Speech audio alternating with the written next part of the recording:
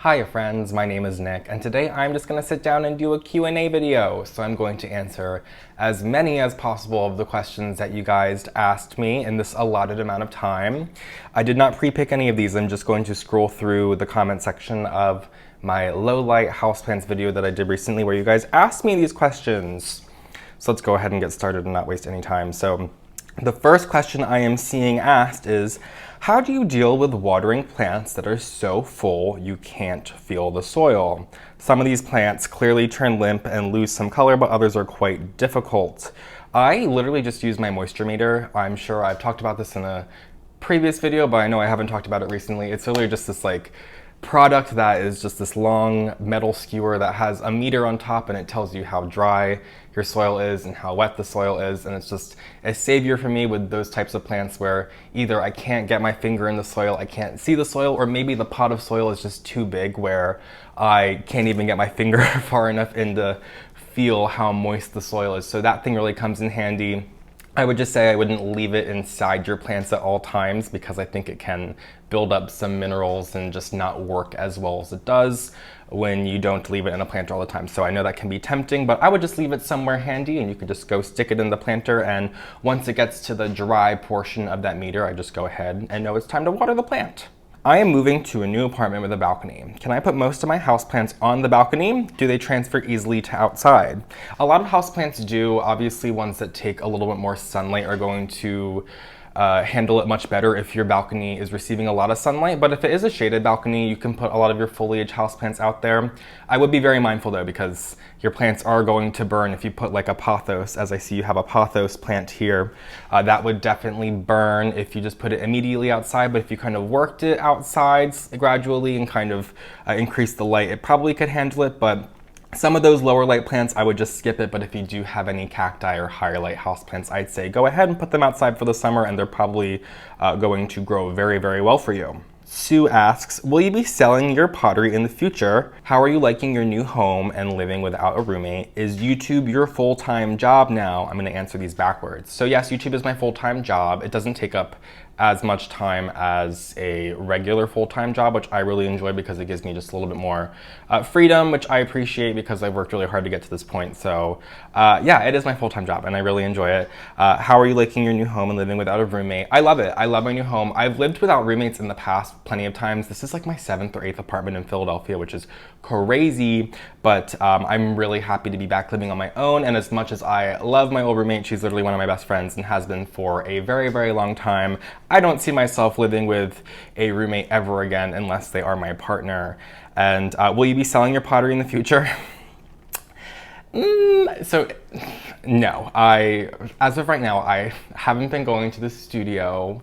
I feel like this was kind of like my pandemic hobby for me. So I started doing it like very early in the pandemic, as soon as we were able to get back out in like May or June of 2020. And you know, after moving here and things opening back up again, I was kind of a little less enticed to go spend a lot of my time doing that. So I will absolutely want to go do it again, but just for right now, I'm taking a little break. So maybe one day I will be making more of it and selling it again, but for right now, I'm just taking a little break, just to, you know, keep myself fresh and not overdo it for myself, because I can tire myself out very quickly with a hobby, and I'm very fortunate that I'm so passionate about houseplants and haven't tired myself out yet.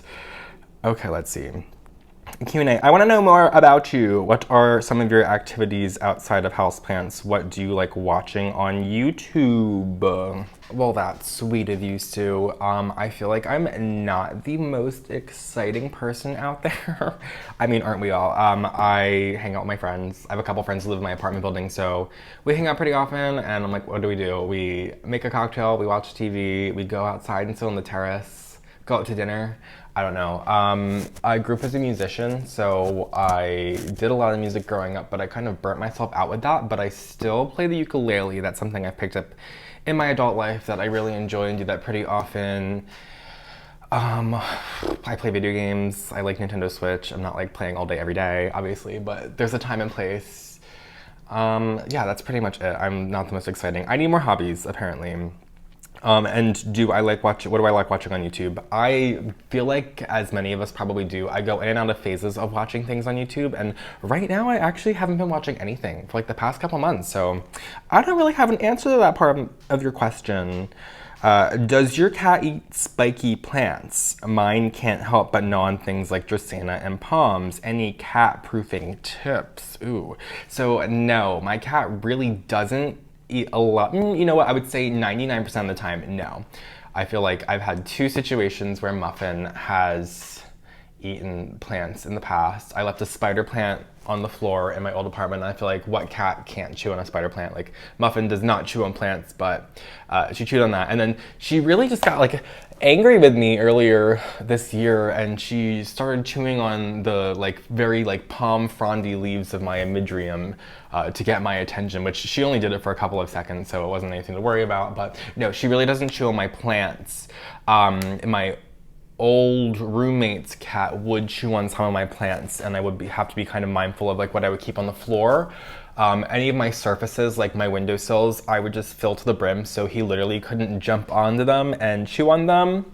If I was putting anything in a space where they would chew on it, I would make sure it would be something pet friendly or something that maybe didn't entice him to chew on it. Like, I don't know, anything thick he didn't want to chew on, but like you were saying, anything like a palm or a Dracaena is a little too enticing for some cats not to chew on, so you might have to keep those out of their way. In fact, I wouldn't have even dreamed of getting this large Dracaena that you can't see because it's out of frame, but I wouldn't have even dreamed of getting that in the last apartment because he would have chewed it to shreds, and that would have not been very good for him at all. I don't really have any like other tips other than that, but I have heard of like a bitter apple spray. You'd have to do some research on it. I've never used it myself, that people use on their plants to keep their pets from chewing on them, and I've heard very good things, but I've just never used that myself, so I can't really speak from experience. But just to give you some other pointer. If you had to leave and could only take 3 plants, what would they be? What's your oldest plant? I did a video on my oldest plants, but I'm pretty sure my oldest plant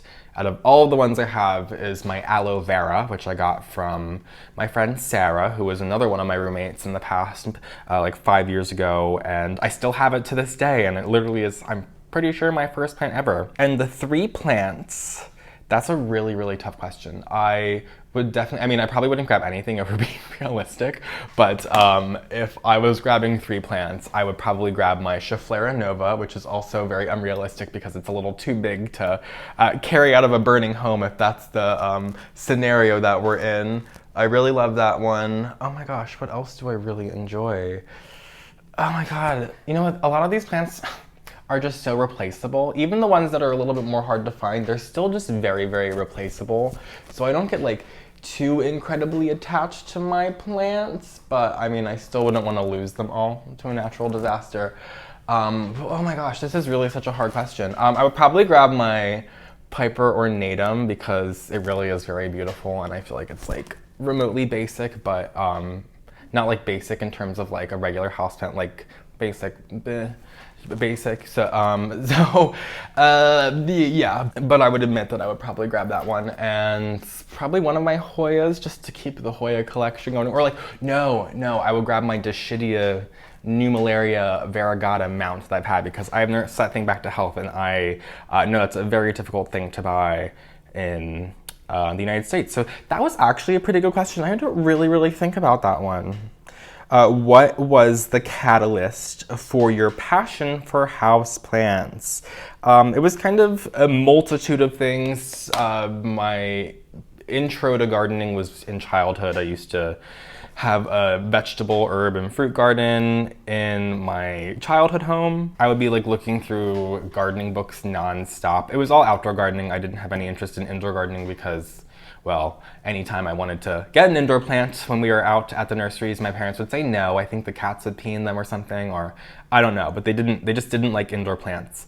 And that kind of transferred into my adulthood. I was living in like my second apartment, doesn't matter, but my friend Sarah, the one who gave me the aloe, came to my apartment for the first time. She was my neighbor at the time, and she was just like, why don't you have any plants? When she walked into my apartment, I was like, I don't know. And I'd been toying around like for a couple months at that point of like starting an herb garden, but she was like, no, you need a houseplant. So she gave me that aloe, and it was the beginning of a slippery slope, as many of you know. But yeah, no, that was it. That was really it. And then I remember every weekend I would ask my boyfriend at the time if we could go houseplant shopping, and he was like, you want another one? You want another one? And I feel like it probably took like 6 months for him to just accept that every weekend I wanted to go plant shopping.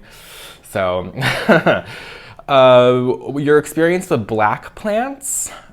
I don't really understand this question. Like, do I have a good or bad experience, or do I like them or do I not like them? Well, the two that you list, Colocasia Black Magic, Alocasia Black Velvet, not the easiest houseplants to grow, but there are some easier black plants to grow, like the ZZ Raven's a very easy one. I'm a little confused by this question, but yes, I like black plants, and some of them are easy, but not all of them. Sorry. What are your other interests and hobbies and stuff that you like doing that are not plant related? Oh, I kind of answered this already. Oh my gosh. I'm like, do I have anything else interesting about me that I like to do? No. I like to snuggle my cat, who maybe you guys can see is sleeping on the couch. Oh goodness, that's Muffin. I call her Dootsy all the time, or Spootsy, or anything like that. But yeah. That's my other hobby, is playing with my cat and taking naps. I take a lot of naps. I'm a really big nap fan. What are your fave beverages? One with and one without alcohol. Okay, so like with alcohol, oh my god, there's so many good ones. I mean, I'm a sucker for tequila, like just like a real 100% de agave tequila. Probably just like a regular, like good margarita, like light on the agave or the sugar, and Cointreau, no triple sec. It's got to be good stuff. But no, I really like a good margarita, no salt, no sugar, none of that. Just a plain, good margarita, fresh lime, all that. Without alcohol, you know, I drink water so much. San Pellegrino. I buy San Pellegrino by the case. I know that's not really, no, that's a beverage. That's a beverage. San Pellegrino. I drink a ridiculous amount of San Pellegrino. My friends make fun of me that I get cases delivered like every week. What are your favorite and least favorite things about living in Philly? What do you eat for breakfast? What's your skincare routine? What's your favorite smell? Oh my god, these are so specific and I like actually love them. What is my favorite smell? Oh my gosh. Okay, so I have two favorite smells that like are coming to my mind of like things that I like, you know, not like, oh gosh, this is like an open-ended question. Well, I'm gonna answer it the way that I would answer it. So my favorite smells are like of like products that I use.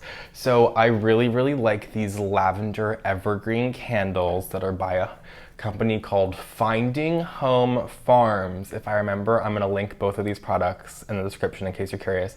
All their candles are really good, but the lavender evergreen just like sends me on a new level, and it's like, I feel like I want it to be my trademark smell. Like when you walk in my home, you smell the lavender evergreen candle by Finding Home Farms. That's all there is to it. And I also am really into burning Japanese incense. I'm not really a fan of the Indian incense that's like the dip sticks. I think it's Indian incense. It's incense, but it's the one that's a little bit more like, looks like cattails on a long stick. I don't know how to describe it, but those are just a little too heavy scented for me inside. But the Japanese incense are just like, it's like aromatherapy. I mean, it is aromatherapy. But my favorite is by a brand, I think it's called like Morning Star or Nippon Kodo. I don't even know how to pronounce it, but there's like, one of them's a parent company, one's a smaller, I don't know, it doesn't matter. I'm gonna link it.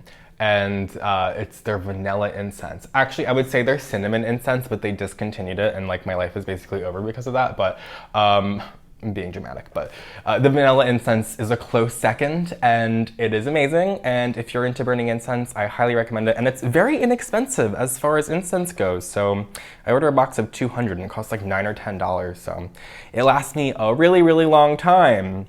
Okay, sorry, I'm taking a really long time. I realize you have more questions. What's your skincare routine? I use just, it's by Lush. It's called Ultra Bland, and it's like a beeswaxy thing. And I just like use in the shower, and I like put it all over my face, and I wipe it off with like a washcloth, and I really like it, and I feel like it is really, really good for my skin, but I don't struggle with acne, so I feel like if you do struggle with acne, I feel like that might not be the best thing to use, but if you're just looking to like upkeep skin, if you don't have skin issues really, I feel like that's a really good product that I highly recommend.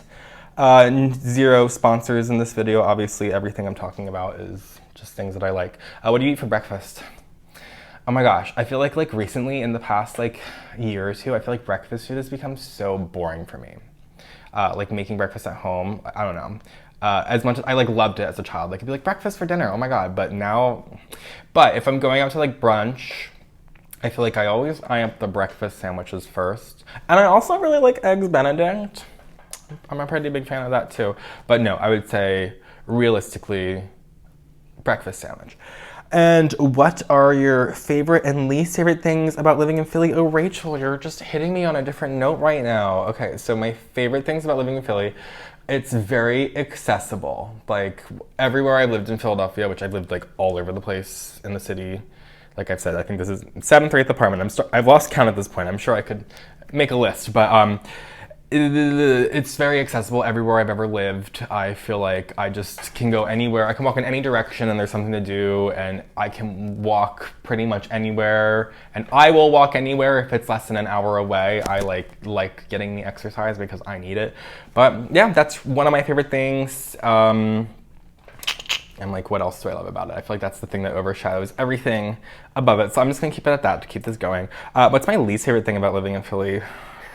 I mean, just classic city stuff, you know what I mean? Like, it gets dirty sometimes, although I see they power wash a lot. I will give them that. They power wash a lot, but it gets gross. Especially living like downtown. I've lived downtown a couple times before, and I'm very central this time, and yeah, it gets dirty. What should I consider regarding the time of year when I buy a plant? Are there different care requirements for brand new plants depending on the season? And are there plants that have better availability or will be in better shape if I buy them at a certain time of year? When are plant stores most likely to have a sale? The sale thing, no. The plant places put things on sale when they are like dying, so I feel like that's the only thing going on. Some wholesalers that I've purchased from in the past do sales. I just don't see it likely that any retailers would be doing a sale on the plants that they buy on sale, which doesn't matter. There's nothing to do with this. But the time of year thing, I feel like if you buy your plant in the winter, you should obviously leave it in the plastic pot until the springtime, just because it's not really going to be actively growing.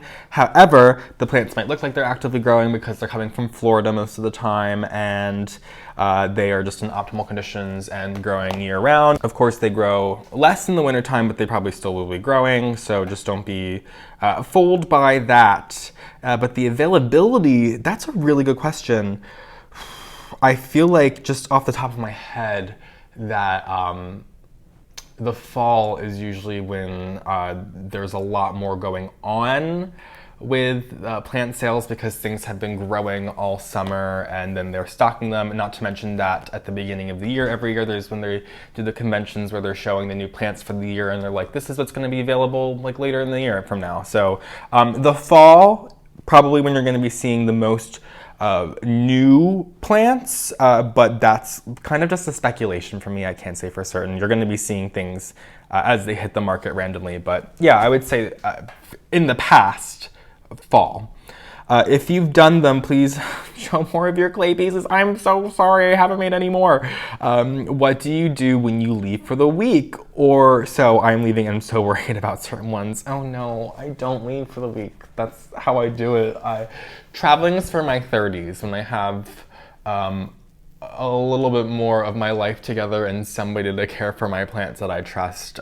So I don't leave for the week, unfortunately, but just have somebody that you trust come look after your plants and be very specific with how to care for the ones that you really care for. But a lot of plants, you know, in a week's time, like I go around and water like a good watering in my home once a week, but some of the plants really don't even need it. So, you know, I feel like you would only need a couple care for. Do you cut, prop, and sell? No. I don't do that. Please show off your favorite 5 or more kinds of plant pots that you love to use to actually plant the plants in versus cash pots. I'm not gonna go around and do this, but only because I have a video on my favorite planters. And I know I did it probably like a year and a half ago at this point, but I still stand by all my choices and I don't have anything to add. So I will link that video for you to go check out. Which plant is your current favorite to watch grow? Is there one that's satisfying to see growing, even if it's not necessarily a quick grower? Once again, I'm gonna shout out my Schefflera Nova because I don't think you can see it at all, but it's just got these huge digitid leaves that are very jagged, and seeing all of these like large jagged leaves come off is just like really, really interesting for me. So I really enjoy watching them just start off really, really small and they get to be like 1.5 feet wide. So that's definitely the most interesting one for me. It does not grow fast. It probably grows like a couple leaves a year for me, which for the plant size is enough. But yeah, that's the answer to that question. How do you manage your watering schedule with so many? Do you water them on the shelf or take them all down by the sink, etc.? Are there any you tend to forget about?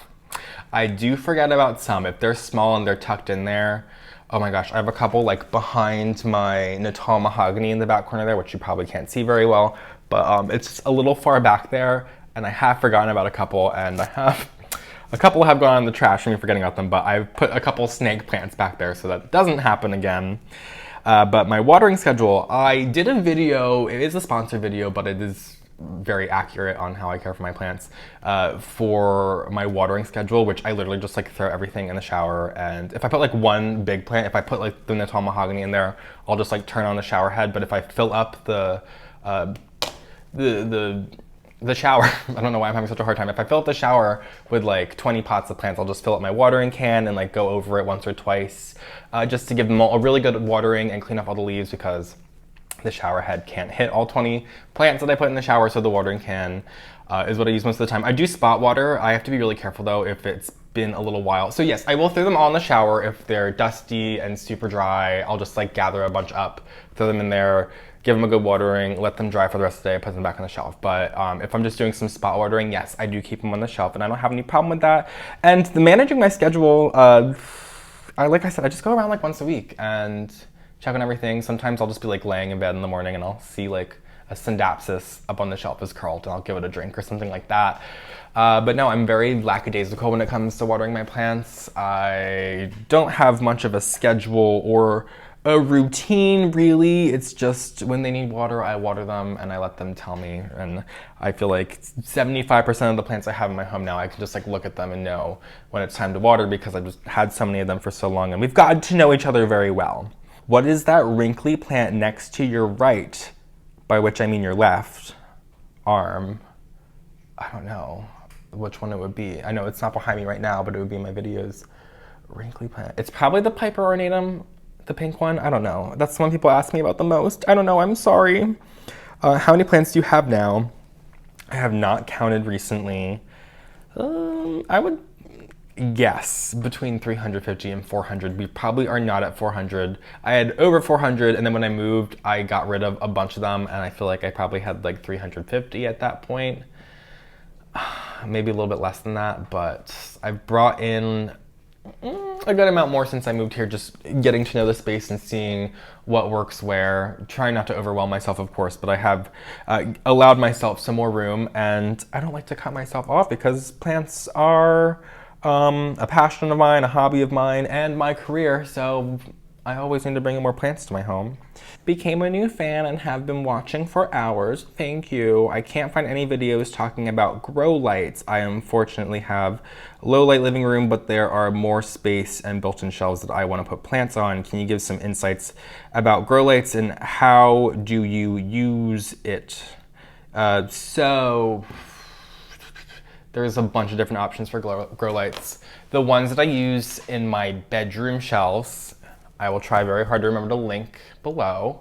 They're just from Amazon. I got them in a set of 2. I think they sell them in sets of 3. as well, and probably sets of 1. They probably have them all, but I bought them all in sets of 2 because it was easier for me to lay them all out. And they work really well. They're just LED strips, and they work as grow lights, and they work phenomenally. There are a couple different options. The one that I have on the top of my shelf is the grow bar, I'm pretty sure it's called, from Modern Sprout, which I enjoy, but it is like $100.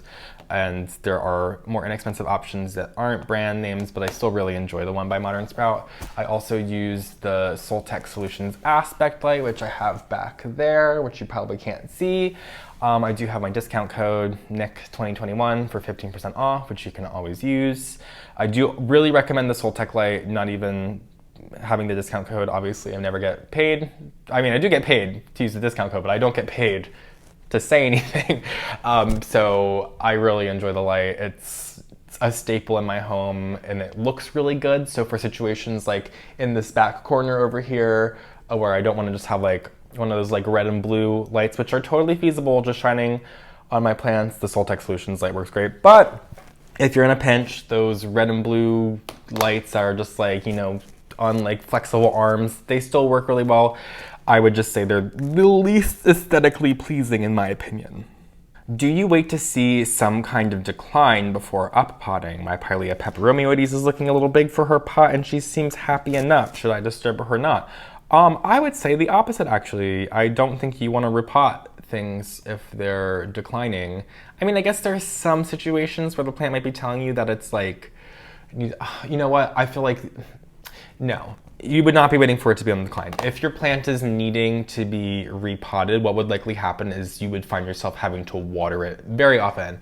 I mentioned the Syndapsis, that I'm laying in bed and seeing a Syndapsis. There's a Syndapsis up on my shelf that I know I have to repot because not only has it been in the planter for 2, maybe going on 3 years at this point, but I need to water it like every 4 days. It's constantly curling up, and it's because the soil's old, and not only that, the plant's roots are probably really getting wound up inside that planter, and they're sucking up the water very fast. So I know from that I need to go ahead and repot it, but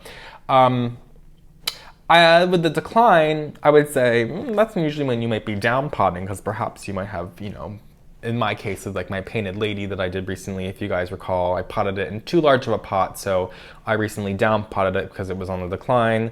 So yeah, no, I wouldn't wait for decline. I would wait for other signs. What are the most important things to consider when looking for a new home/apartment as a plant parent? Anything else other than window placement?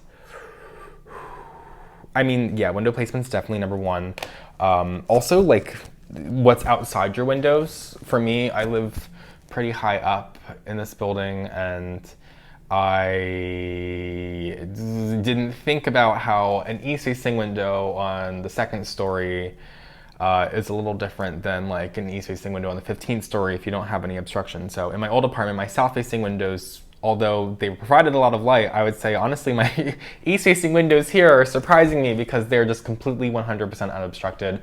I find some of my plants get a little fried, so do be mindful of what's outside that could be possibly blocking the sun, like trees or buildings or anything like that.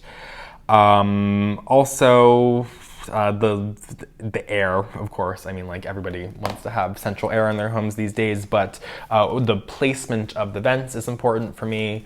I have a vent that goes right over the top of my shelves that I have in my bedroom that normally I had plants all over the tops of the shelves in my old apartment, but I can't put any up there in this apartment because they would be getting hit by cold and hot air throughout the year. So that's another thing that I have to look out for here in my home. But the windows are really the most important thing, I would say, but also, like I said, what's outside of it, just getting to know what your exposure is going to be like. Do you have any plant that is considered easy by the community that you can't keep alive?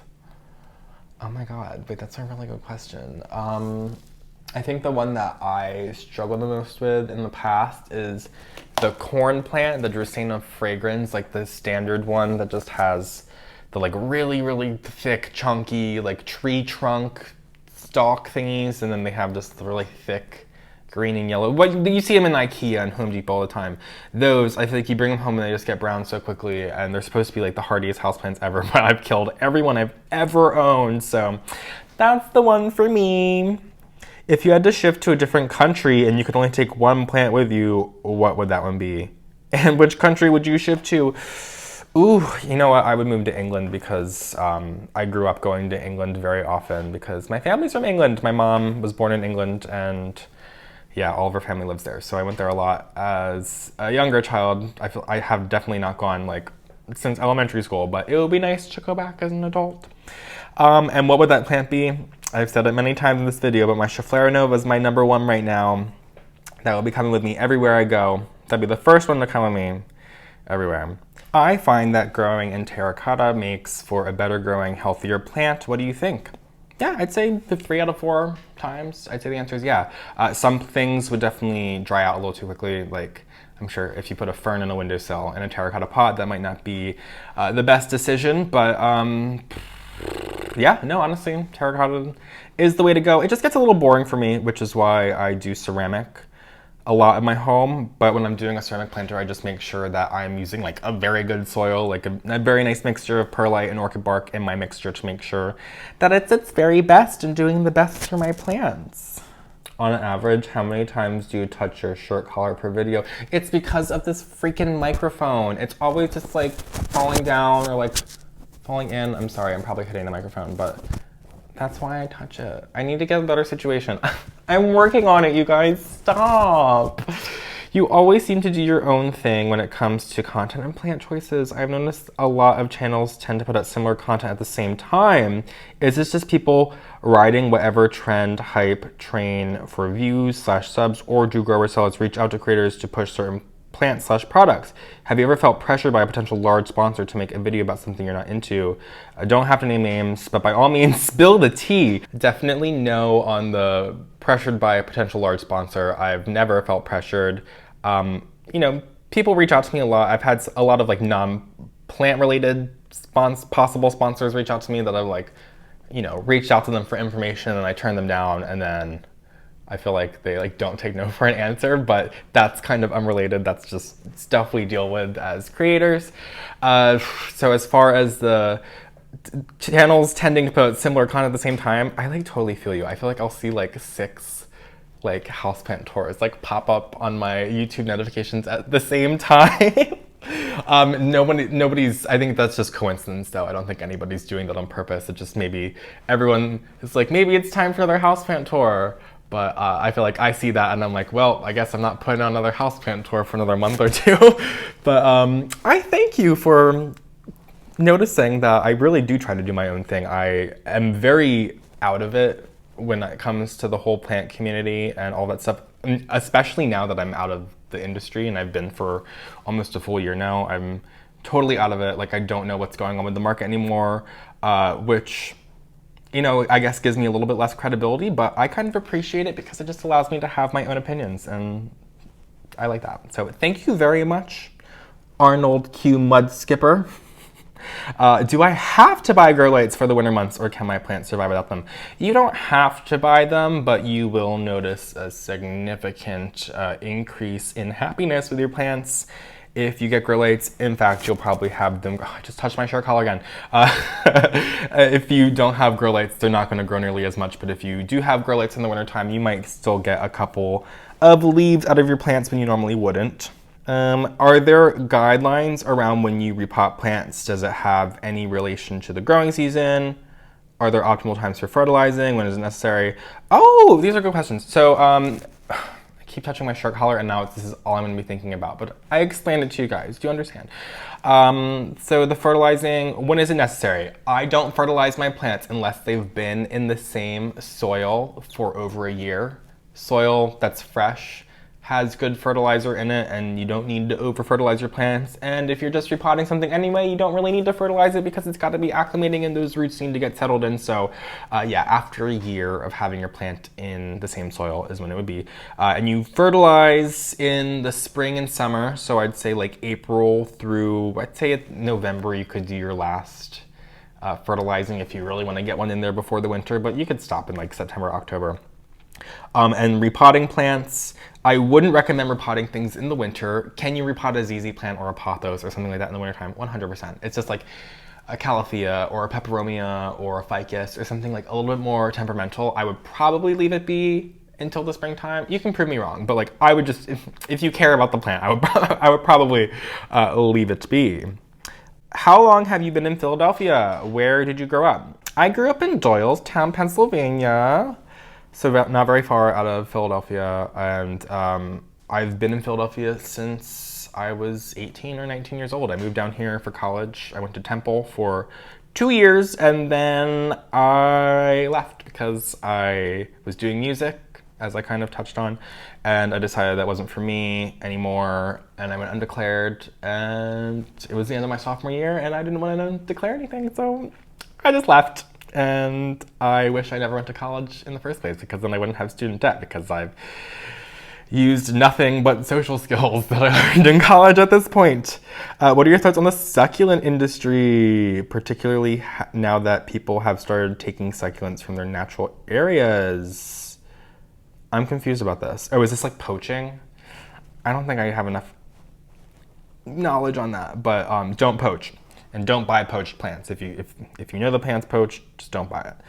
If there's a plant at a plant small business or a plant that is cheaper in a Facebook marketplace, do you have a preference? Always buy from the small business. I mean, you can do whatever you want, but I would rather support a small business rather than an individual who is probably nickel and diming you on a Facebook marketplace. But then again, if it's cheaper on the Facebook marketplace, you can do whatever you want. But yeah, do whatever you want. But I will go to the store myself. I've never purchased anything on a Facebook marketplace, and I never will. How are the plants doing from your very beginning videos? Did any of them survive the learning curve? I'm thinking of your Pilea and the little pink type Tradescantia that you used to show in your videos. I'm like, you know what, the Tradescantia, I think I gave it away when I moved. I don't think I have it anymore. Oh, I'm not talking to you, Google. Leave me alone.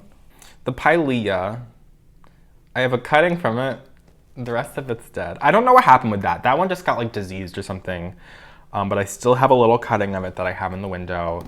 I'm like, ugh, I need to go back. As much as I don't want to, I should go back sometime and like go through my first houseplant tour video, like with it on screen, and we can talk about all of it. So we'll do that at some point. I gotta figure out how to do it, but we'll do it. You look like Charlie Brown. Offense taken. Oh my gosh. How is dating life for you? What kind of guys into you guys? Stop. My dating life is very uneventful at the moment. What do your non-planty friends think of your collections? My friends start to eye roll when I talk about all my plants. Pro tip, don't talk about your plants to your non-planty friends because they don't care. Speaking from experience, that's really it. I don't talk about my plants very often. It's a career thing for me, I will say. Like, I come on YouTube to talk about plants, so I kind of get it all out of my system. It's so funny. I feel like I'll make like a new plant friend, and then they'll talk to me about plants like a lot, and like I am just like, wow, they're talking about plants a lot, and then like, this is totally what my friends think about me when I say one thing about plants. So yeah, don't talk to your non-planty friends about plants if you want them to be your friends for a very long time. Obviously, if they're very good friends, they're gonna support you for whatever you're doing, but just don't bore them. I love the little hints about how to tell what the plant will need. Greener needs less light than variegated, thin roots, not like I'm drawing out as examples. Could you explain how to approach a mystery plant and where to start with its care? I would really love that. That's a really good question. A lot of these are really, really good questions. I'm impressed. I feel like I don't have a great answer for this. I would just assess the leaves, first of all. Just assess the leaves. Thickness, how thin they are. Something that's a lot more thin is probably going to be watered more often, while something more thick is going to be watered less often. Things like that. Obviously color, all of those things. I mean, you kind of said, you know, some of it right there with like, you know, looking at how green it is and the roots and stuff like that. There's more things like the thickness of the leaves, the thickness of the stem. That's a really big thing. If the plant has like, if it's rhizomatous, if it has rhizomes, like a ZZ plant or a blue star fern or any of those like rhizomatous ferns or begonias, things like that are good things to take into mind. But I don't have like a I don't have like a good crash course on that yet. I need to really think about that one. What's up with the willy pot in the background? Oh, that's by Group Partner. I love it. It's got a butt on the back too. It's so fun, but I really like that one. They also sell booby pots. They're great. I really enjoy Group Partner stuff. I need to get another one because I want to be able to show off the front and the back. But yeah, thank you for appreciating it. Do you do anything to prepare for your plants for the fall/winter? No, just using grow lights. You can use a humidifier in the wintertime. I'm probably not going to use a humidifier this winter. I'm just going on a limb and saying that, but I'm going to experiment with not using it because sometimes it just gets a little too humid. But if my home gets really dry, like dry air isn't good for you either, but I'm in this new space for the first time, so I just want to like kind of like see how the humidity goes in the wintertime before I actually like pounce on it. But yeah, the humidity and increasing light's really the only thing that you have to do. What part of your plant care is the most fun or gives you the most satisfaction? Repotting the plants into a really nice planter always makes me feel the best inside. Just like seeing a nice plant in a really nice planter. What's better than that? I feel like seeing that for the first time is where I'm just like, yes, this is in my home. Does overwatering refer to the frequency or amount of water? Frequency, 100%. I feel like if a plant is dry and you go and water it, I don't think you can water it too much. Particularly if it's in a terracotta or a plastic planter. I'm sure there are fine lines if you have something indoors that's in a very large ceramic planter and has like very like peaty soil. So I'm sure there's a fine line there, but yeah, I would say frequency all the way. What is the best impulse buy plant that you ever bought? What plant have you ever bought that did not live up to expectations? Oh my goodness. I want to answer this one well. I feel like acacias. I really like acacias and they're gorgeous and you buy them looking so beautiful and they constantly just brown until they wither away to nothing. But they're so beautiful. They're so beautiful. But the best impulse buy, I feel like I impulse bought my Trubii Moonlight. Well, not really. Yes, I did. I had been looking for a dark form Trubii for like a long time.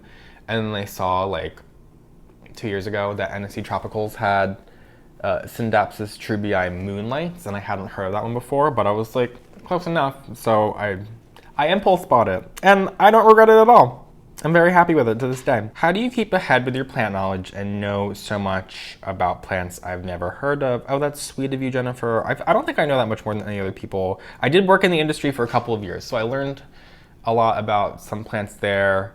But honestly, I think it's just growing plants for 6 years at this point that, you know, a lot of people are growing plants new. So if you're new to growing plants, you know, you do something, you do a job for 5 years and you know a lot more about it than you did the first year. So I think that's really it. But thank you, Jennifer. I appreciate your nice words. Do you ever feel overwhelmed by the number of plants you own? Sometimes I look at my 40-ish plants and I wonder what I'm doing and how they're still alive.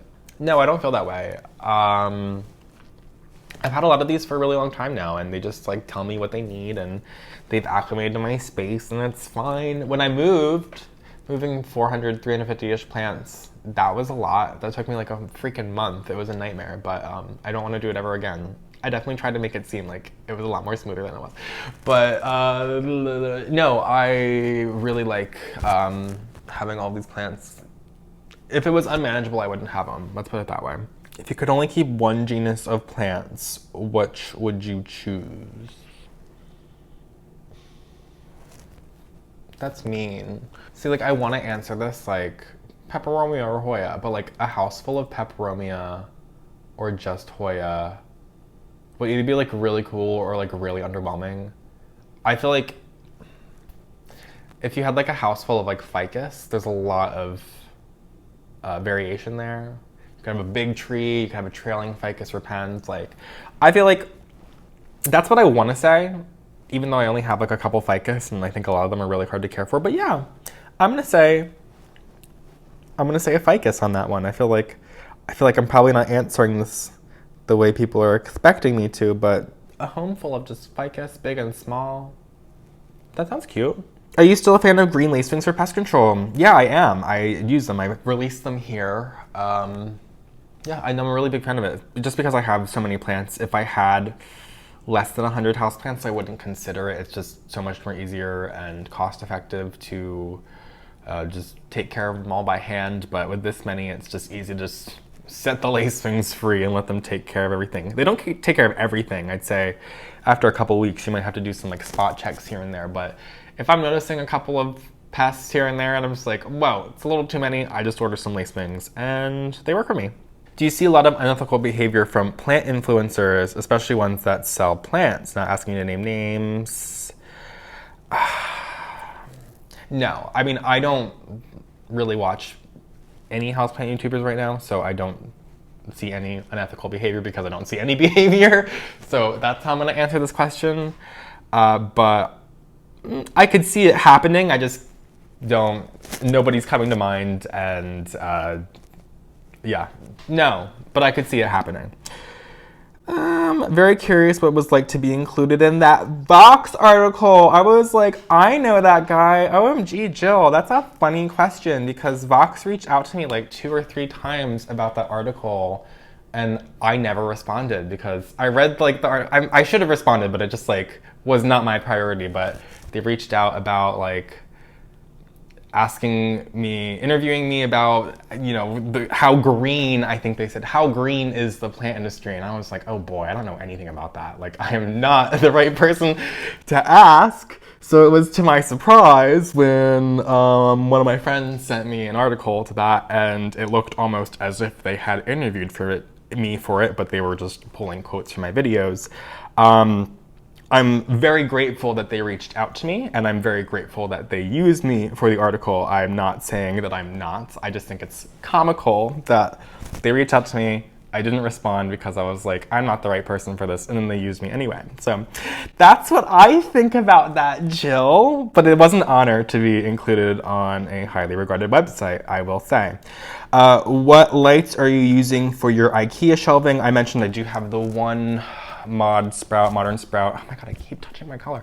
I do have that one grow bar, but the rest of them are just not Ikea, Amazon lights. If they're still available, I'll link them below, as I mentioned. Do you think there is such a thing as too many houseplants? How do you regulate your purchasing habits? Well, I regulate my purchasing habits because I don't need anything, but if you see, like, for example, from my, like, recent houseplant shopping video, that sometimes I give out on things. If it's small, I'm like, I can fit it somewhere. Like, I'm sure there's somewhere on my shelf I can put it, and I like to try out new plants. So if, like, plants, like, less than $5, and I'm like, maybe I'll give it a go. I also regulate my purchasing habits by buying something but giving it away to somebody else so I can enjoy it vicariously through them. I do 100% think there is such a thing as too many houseplants. I'm borderline on that. I'm obviously an outlier because this is my career and I, you know, need to have a lot of houseplants to, I mean, this is my lifestyle, this is what I like, but obviously I would be a little less interesting maybe in your guys' eyes if I only had like 20 houseplants, so no shade to having 20 houseplants, that's still a lot, but I just don't mind going overboard because this is what I've been doing for a couple years now because I absolutely love living in this sea of greenery, but you could absolutely end up hoarding plants. It's, for me, about balance of having this many, but trying to make it look like I don't have this many. And that's my goal. When people come into my home and they hear that I have like 400 houseplants, but they're like, it only looks like you have 100. And I'm like, good, that's what I want. If money were no objects, what plants would you buy? That's not a good question for me. I mean, it's a good question. It's just not a good question for me because I don't spend a lot of money on plants and I don't have interest in getting any of those expensive plants. I don't care about any of the ones that are $10,000. I do think the philodendron tordum is cool. You know what, that's gonna be my answer because it was $350 when we were at Bob's, and I think they had one at Barlow's too in that plant shopping video, and obviously that's what it's gotta sell for. I'm sure that wholesale price was high as hell for that. I would like to have it in my home one day, but I'm not dying for it. It's just like my vibe kind of plant where it's like a philodendron and it looks like a palm or like a fern or something like that. So That's how I'm gonna answer that one. What plants grow or are grown in gardens outside where you live that you wish you could grow in your home? Oh, that's a good one. I mean, like, you know, little things like Virginia creeper are cool, like that. Ivy, things like that. I don't know. I really like anything that looks like it's grown out of a crack in the sidewalk. So pretty much anything that's literally growing out of a crack in the sidewalk. I'd be cool with growing it in my home. Any predictions for plants / plant community for 2022? No, I don't. I know that one of our growers around this area is pretty convinced that 2022 is going to be the year of the peperomia. So if he is right, which I don't feel convinced, maybe get any peperomias that you've been eyeing up sooner than later if the price is going to go up. But I think that's just a speculation. I don't see that being true, but we will see. I've been surprised with things in the past. Hoyas are a good example. For like a year or two ago, like all these Hoyas were dirt cheap and like $10, $15 for what are now $200+. It's ridiculous. So anything could happen. Since you have lived alone for a few months now, do you miss having a roommate, and does Muffin seem more content without another cat around? I like that question. I don't miss having a roommate. I love the person I live with dearly, but I just prefer living alone. Muffin, I'm glad you asked about Muffin. So Muffin is a completely different cat. When we first moved here, it was like her personality was obviously changing because we lived with another person, another cat, for over 3 years. I was honestly convinced for a little while that she missed having another cat around. So one of my neighbors brought her cat over, and Muffin did not like it. She got very territorial. So yeah, Muffin, as you can see back there, hey sweetie. She likes being alone, and she has been blossoming. Before, if like a new person came over to my old apartment, like she would hide, and I don't think she would come out for like 3 hours until she decided it was safe. But living here, she's like so interested in being the star of the show, and she just wants to be out and about and in everyone's face. And if she is spooked, she's only spooked for like 10-15 minutes at a time before she comes out to greet new people. So it's been really, really nice, and I'm really, really happy for the way that she's acclimated to this space. She's acclimated better than any plant that I have. What was the top selling plant when you worked at the plant store? I feel like the one that people will get most excited about and would fly off the shelves quickest at the time was the begonia maculatas that I would get in. I remember I would put out like half the tray and then put out the other half of the tray when all of them were picked out, or else people would just be like too picky picking through them. So yeah, but I feel like that was the one. What do you miss most about working in a houseplant store? What do you miss least? I miss least the customers. I miss least working for somebody else.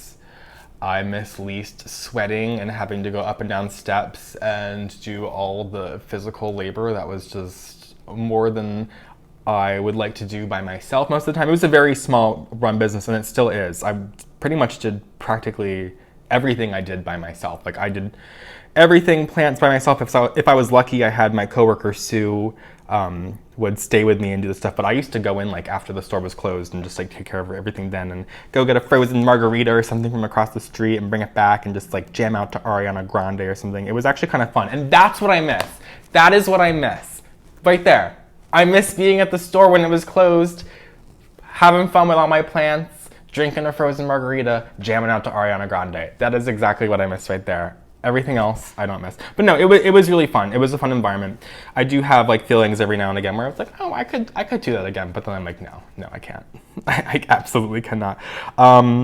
Any plant tube, plant community pet peeves? Just being overly obsessed with plants that receive too much attention is really it, because there are just way more plants out there that deserve way more attention that are going to cost a fraction of the price as some of these ones that people are just freaking out about for what seems like no apparent reason. And what is your favorite thing about your new apartment? The view. I feel like I've really dreamed about living up as high as I'm living now for a very long time, and I feel like I've like achieved a goal. I really do. What is your least favorite houseplant and why? Oh my god. I'm gonna go with the Birkin on that one. I think the Birkin is just like, it was like high and then low. It looks like a canna lily. It's not exciting. People freak out about it for no apparent reason. I love to hate on it, so it's my least favorite houseplant. I know you prefer foliage over flowers. However, what is your favorite flowering indoor plant? Hoyas, probably. I mean, it's a kind of different flower. I know they're mostly grown for the foliage, which isn't even the most exciting foliage out there. I just really like it. But yeah, the flowers are really cool too, and that's really exciting when your Hoyas flower. It just gives you an extra reason to love them. Do you think the plant craze will last, or do you feel it will die out like it did in the 70s? Except for the diehards. I think it is a little bit different in comparison to the 70s, where we have social media now, and that's what's fueling this plant craze. The thing about plants in comparison to like trends, like clothes and I don't know, watches and stuff like that, is that the plants continue to grow for you, and they look completely different over the years. So it's probably going to not die out, but diminish when the bubble pops, whenever that happens. But no, I think a lot of people are going to be really interested in plants for a long time. I kind of think this is like, in a way, like, I mean, plants are for everybody, but I know that the younger generation, a lot of people my age, are really taking to it. And I feel like this is going to be a hobby that a lot of us carry for the rest of our lives. But I think that's where I'm gonna stop. If you can't tell from it being completely dark outside now and how it was light out earlier, well, kind of light. It's a very gloomy day today, but I'm gonna cut off today's video now. So thank you guys so much for joining me today. Hopefully I answered your question. I answered probably like 75% of them, if not more than that. So hopefully I answered yours. I did skip a couple of them, I apologize. But thank you guys so much for your support. I really appreciate all your questions. A lot of them were really good. I hope I did a good enough job answering them. Some of them really stumped me. Like I said, I was doing all this blind, so I didn't have any time to think about it. But thank you guys so much for joining me. If you don't already, follow me on Instagram at phillyfoliage, subscribe to my channel, and I will see you guys in my next video. Have a great day.